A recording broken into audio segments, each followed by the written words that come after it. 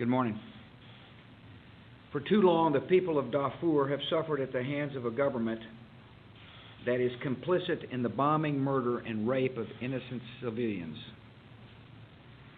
My administration has called these actions by their rightful name: genocide. The world has a responsibility to help put an end to it. Last month, I announced that the United States was prepared to take new steps if the government of Sudan did not allow the full deployment of a UN peacekeeping force.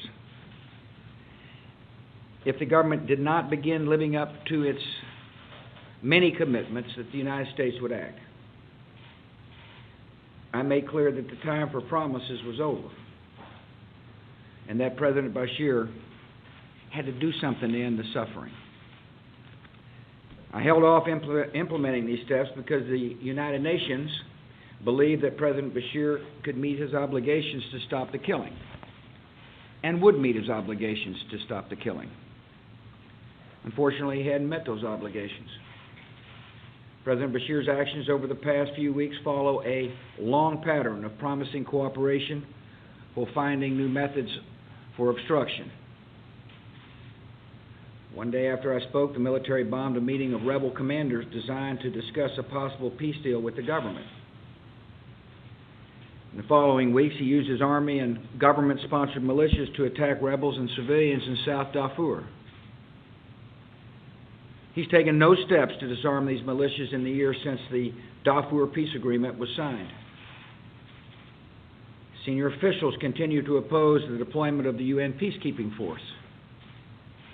The result is that the dire security situation on the ground in Darfur has not changed. And so today, at my instruction, the United States is taking the steps I announced in April. First, the Department of Treasury is tightening U.S. economic sanctions on Sudan. With this new effort, the United States will more aggressively enforce existing sanctions against Sudan's government. As part of this effort, the Treasury Department will add 30 companies owned or controlled by the government of Sudan to its list of specially designated nationals. We're also adding an additional company to the list, a company that's been transporting weapons to the Sudanese government and militia forces in Darfur. All these companies are now barred from the U.S. financial system. It is a crime for American companies and individuals to knowingly do business with them. Second, we're targeting sanctions against individuals responsible for violence. These sanctions will isolate these persons by cutting them off from the U.S. financial system, barring them from doing business with any American citizen or company, and calling the world's attention to their crimes. Third, I'm directing the Secretary of State to consult with the United Kingdom and other allies on a new United Nations Security Council resolution. This resolution will apply new sanctions against the government of Sudan, against individuals found to be violating human rights or obstructing the peace process. It will impose an expanded embargo on arms sales to the government of Sudan.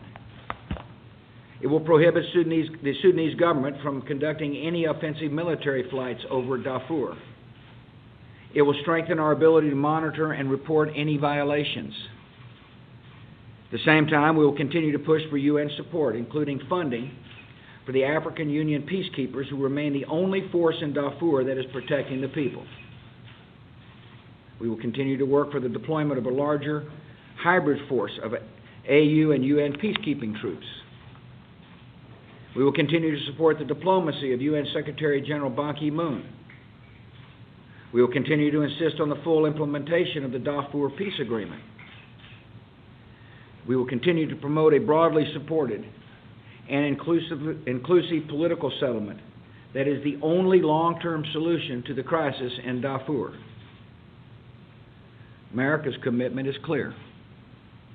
Since this conflict began, we have provided more than $1.7 billion in humanitarian and peacekeeping assistance for Darfur.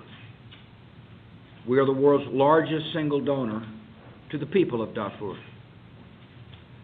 We're working for the day when the families of this troubled region are allowed to return safely to their homes and rebuild their lives in peace. People of Darfur are crying out for help, and they deserve it.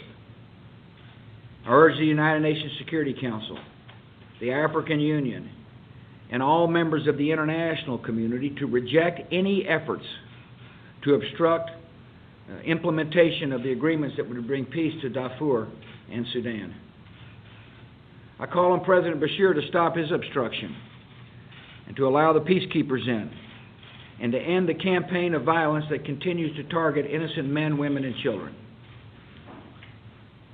And I promise this to the people of Darfur: the United States will not avert our eyes from a crisis that challenges the conscience of the world. Thank you very much.